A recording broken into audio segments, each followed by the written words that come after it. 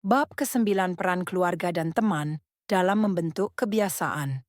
Pada 1965, seorang laki-laki Hungaria bernama Laszlo Polgar menulis serangkaian surat yang aneh kepada seorang perempuan bernama Clara. Laszlo adalah sosok yang memiliki keyakinan kuat tentang kerja keras. Pada dasarnya ia hanya yakin pada hal ini. Ia menolak sama sekali gagasan tentang bakat bawaan. Ia berpendapat dengan latihan yang serius dan mengembangkan kebiasaan-kebiasaan baik, seorang anak dapat menjadi jenius dalam bidang apapun. Mantranya adalah, seorang jenius tidak dilahirkan, tapi merupakan hasil pendidikan dan pelatihan. Laszlo begitu yakin dengan gagasan ini, sehingga ingin mengujinya dengan anak-anaknya sendiri. Jadi ia menyurati Clara, karena ia memerlukan seorang istri yang bersedia ikut dalam eksperimennya. Clara adalah seorang guru dan, walaupun mungkin tidak sengotot Laszlo, ia juga percaya bahwa dengan petunjuk yang tepat, siapapun dapat meningkatkan keahlian mereka. Laszlo memutuskan catur sebagai bidang yang tepat untuk eksperimen itu, jadi ia membuat rencana untuk membesarkan anak-anaknya menjadi juara catur. Anak-anaknya belajar di rumah, sesuatu yang langka di Hungaria kala itu. Rumahnya diisi dengan buku-buku catur dan gambar-gambar pemain catur terkenal. Anak-anak akan saling bertanding secara terus-menerus dan mengikuti turnamen-turnamen terbaik yang dapat mereka temukan. Keluarga itu akan membuat sistem arsip yang cermat tentang sejarah turnamen setiap lawan yang dihadapi anak-anak itu. Hidup mereka akan diabdikan untuk catur. Laszlo berhasil meminang Clara, dan dalam beberapa tahun, keluarga Polgar menjadi orang tua untuk 3 anak perempuan, Susan, Sofia, dan Judith. Susan yang paling besar mulai bermain catur ketika berusia 4 tahun. Hanya 6 bulan, ia berhasil mengalahkan pemain dewasa. Sofia, anak tengah, lebih hebat lagi. Pada usia 14 tahun, ia menjadi juara dunia, dan beberapa tahun kemudian menjadi Grandmaster. Judith, si bungsu, terbaik di antara ketiganya. Pada usia 5 tahun, ia mampu mengalahkan ayahnya. Pada usia 12 tahun, ia pemain paling muda dalam daftar 100 pecatur terbaik dunia. Pada usia 15 tahun 4 bulan, ia menjadi Grandmaster termuda sepanjang masa. Lebih muda daripada Bobby Fischer, pemegang rekor sebelumnya. Selama 27 tahun, ia pecatur perempuan peringkat 1 di dunia. Masa kanak-kanak 3 bersaudari Polgar memang tidak umum. Namun, jika Anda menanyakannya kepada mereka, mereka mengaku cara hidup mereka menarik, bahkan sangat mereka nikmati. Dalam wawancara 3 bersaudari itu menggambarkan masa kanak-kanak mereka sebagai masa yang menyenangkan, bukan memberatkan. Mereka senang bermain catur. Mereka tidak pernah merasa cukup dalam kegiatan ini. Laszlo pernah bercerita tentang Sofia, yang ia dapati sedang bermain catur di kamar mandi pada tengah malam. Ia menasihati Sofia untuk tidur dengan berkata, "Sofia, tinggalkan catur itu." Namun Sofia menyahut, "Ayah, catur ini tidak ingin aku kesepian."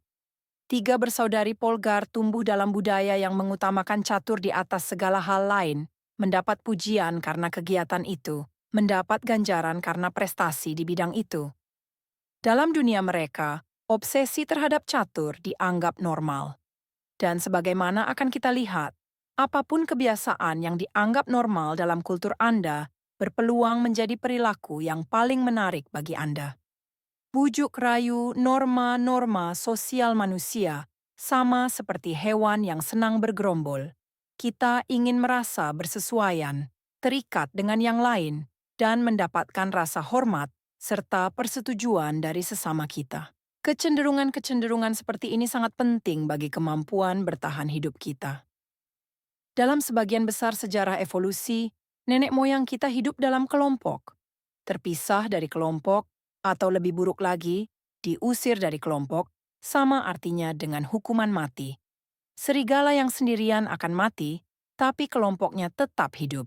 Sementara itu, mereka yang berkolaborasi dan memiliki ikatan dengan yang lain merasa makin aman, dapat mempunyai pasangan, dan bisa menikmati sumber daya bersama.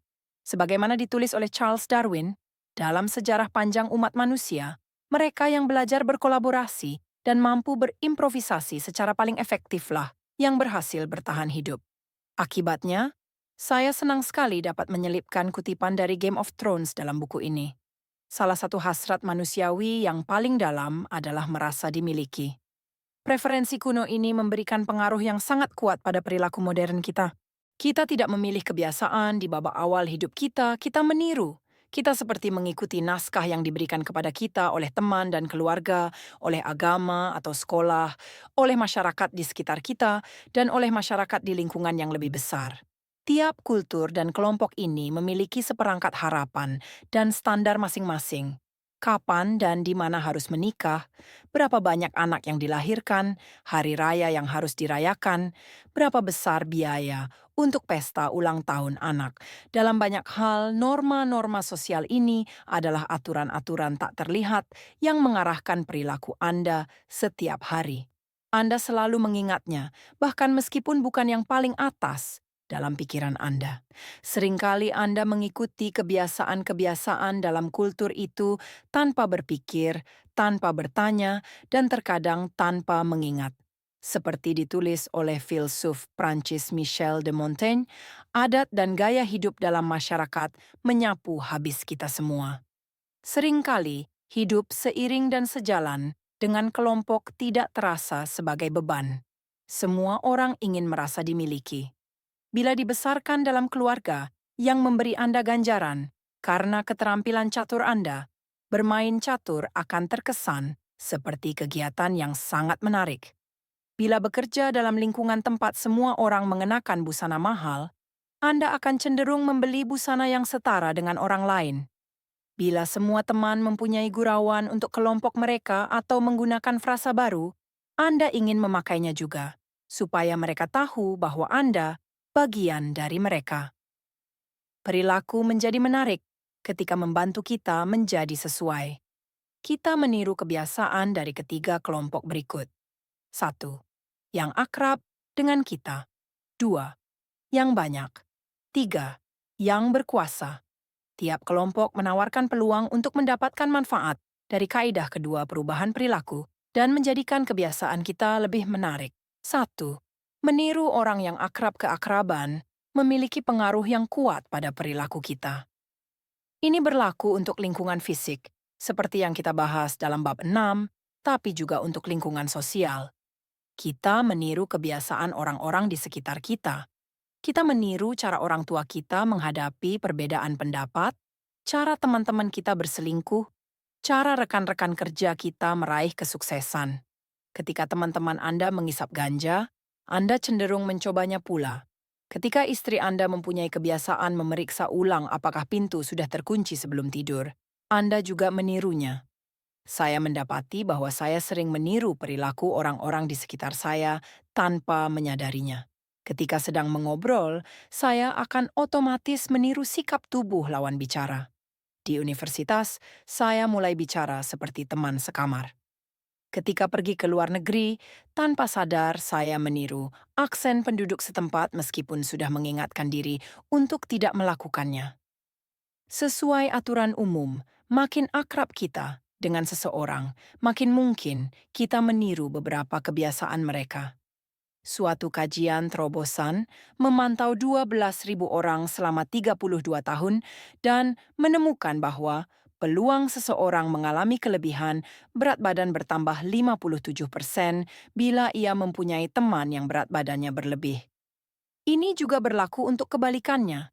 Kajian lain menemukan bahwa jika seseorang yang berpacaran menjadi kurus, peluang pasangannya ikut menjadi kurus kira-kira 30%.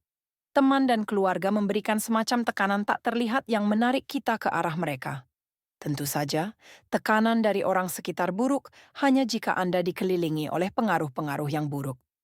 Ketika astronaut Mike Massimino masih mahasiswa pascasarjana di MIT, ia mengambil mata kuliah robotika.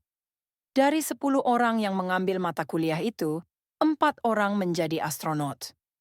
Jika cita-cita Anda adalah terbang ke ruang angkasa, kuliah itu menyediakan kultur terbaik yang bisa Anda harapkan.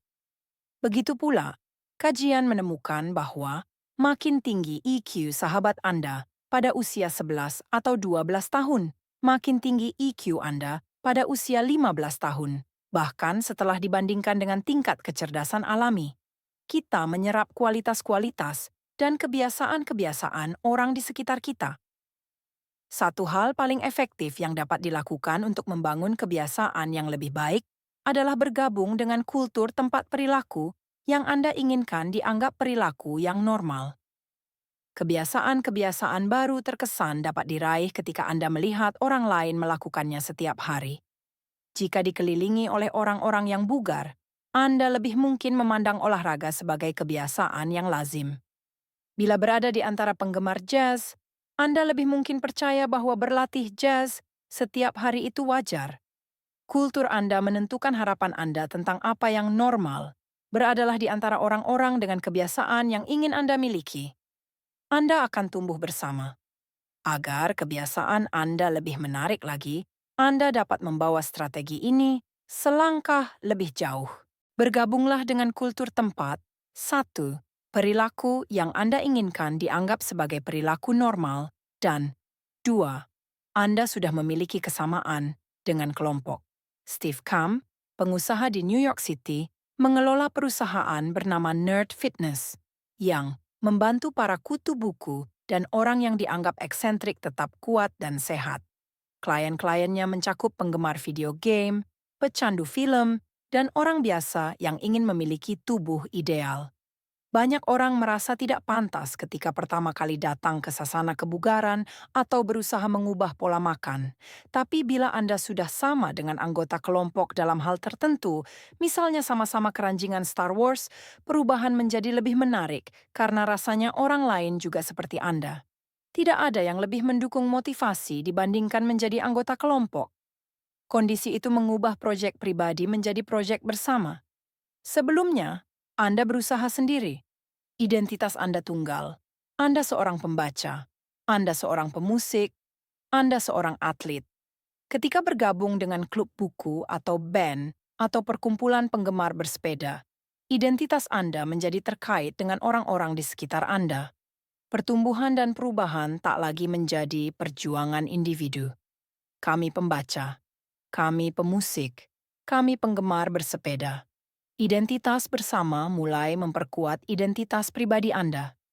Ini sebabnya setelah meraih suatu sasaran, penting sekali untuk mempertahankan kebiasaan Anda. Dalam hal ini, pertemanan dan komunitas menanamkan identitas baru serta memudahkan perilaku bertahan dalam jangka panjang. 2. Meniru orang banyak.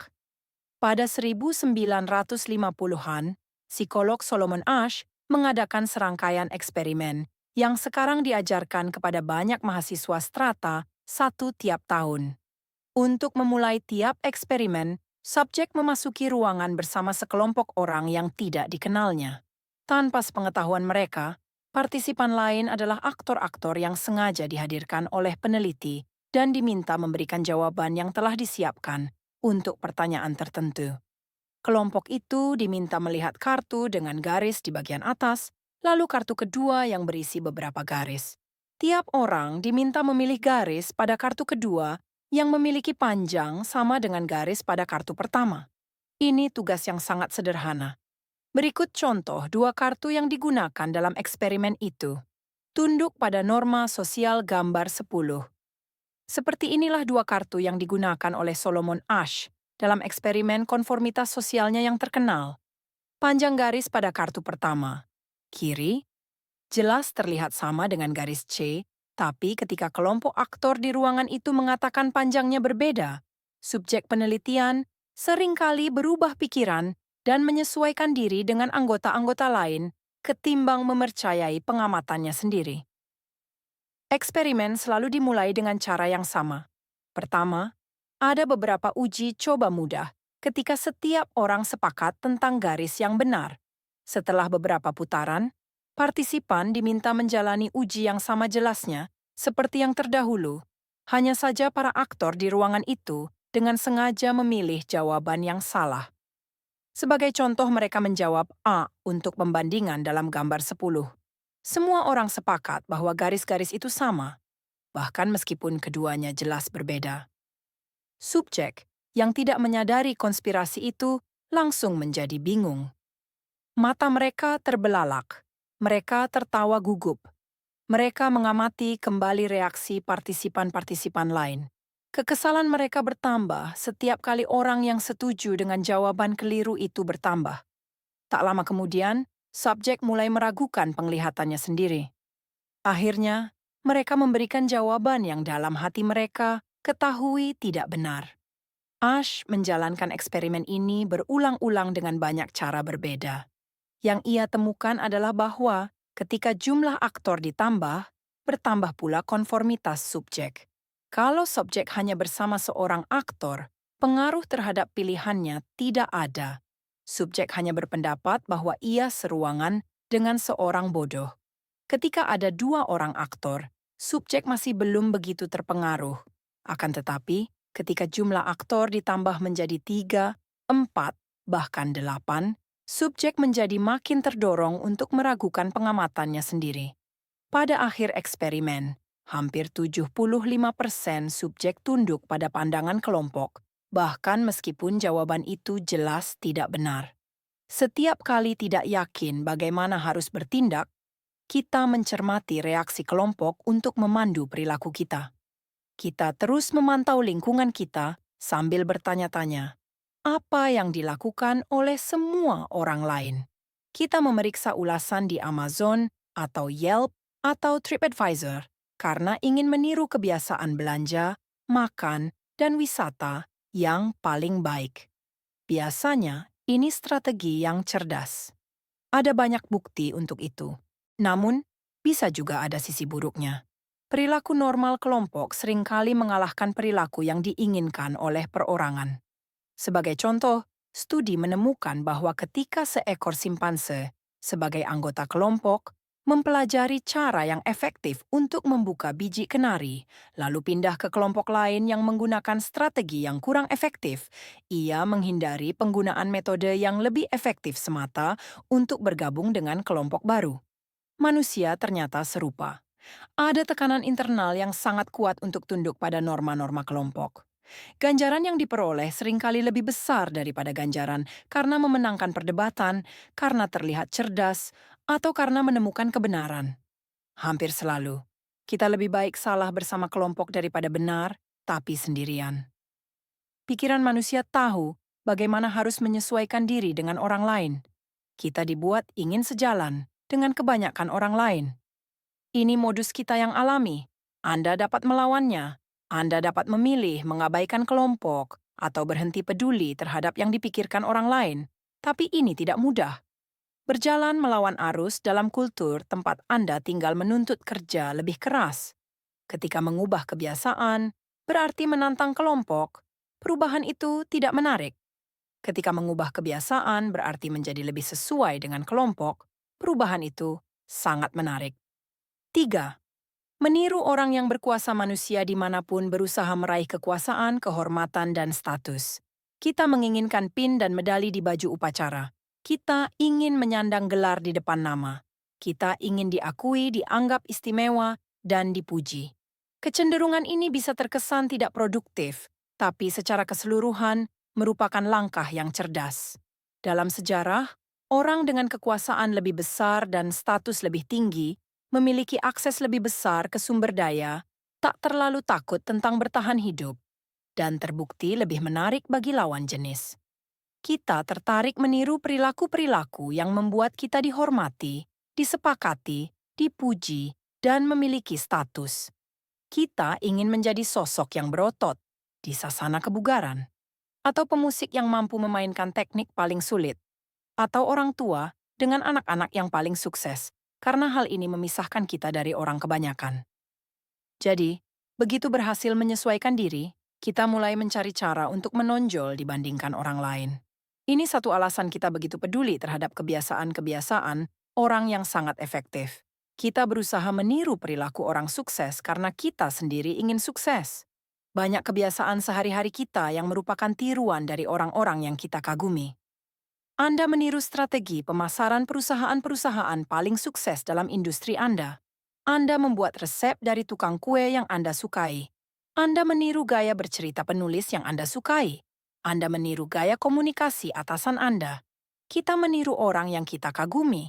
Orang berstatus tinggi senang disetujui, dihormati, dan dipuji oleh orang lain. Dan itu berarti, jika suatu perilaku dapat membuat kita disetujui, dihormati, dan dipuji, kita merasa perilaku itu menarik. Kita juga termotivasi untuk menghindari perilaku yang akan menurunkan status kita. Kita memangkas pagar hidup dan rumput karena tidak ingin disebut jorok oleh tetangga. Ketika ibu kita datang berkunjung, kita membersihkan rumah karena tidak ingin ditegur. Kita terus-menerus bertanya dalam hati, apa kata orang lain tentang aku? Lalu mengubah perilaku kita berdasarkan jawabannya. Tiga bersaudari Polgar, juara-juara catur yang diceritakan di awal bab ini, adalah bukti kuat dan lamanya dampak pengaruh sosial yang dapat terjadi pada perilaku kita. Ketiga bersaudari itu berlatih catur berjam-jam sehari dan terus melakukannya selama puluhan tahun. Akan tetapi kebiasaan dan perilaku ini dipertahankan karena memiliki sifat menarik, antara lain karena prestasi mereka dihargai oleh kultur mereka. Dari pujian oleh orang tua sendiri dan prestasi peraihan status sampai ke tingkat Grandmaster, mereka mempunyai banyak alasan untuk terus bekerja keras. Ringkasan bab kultur tempat kita tinggal menentukan perilaku-perilaku mana yang menarik bagi kita. Kita cenderung mengambil kebiasaan yang dipuji dan diterima oleh kultur kita karena kita memiliki hasrat yang kuat untuk menyesuaikan diri dan menjadi bagian dari kelompok. Kita cenderung meniru kebiasaan tiga kelompok sosial, yang akrab, keluarga dan teman, orang banyak, kelompok, dan orang berkuasa, yang memiliki status dan prestis. Salah satu hal yang paling efektif untuk dilakukan guna membangun kebiasaan yang lebih baik adalah bergabung dengan kultur tempat. 1. Perilaku yang Anda inginkan dianggap normal, dan 2. Anda sudah memiliki sesuatu yang juga dimiliki oleh sesama anggota kelompok. Perilaku normal kelompok seringkali lebih kuat daripada perilaku yang diinginkan secara individu. Seringkali kita lebih baik keliru bersama kelompok daripada benar, tapi dikucilkan. Jika suatu perilaku dapat membuat kita disetujui, dihormati, dan dipuji, kita merasa perilaku itu menarik.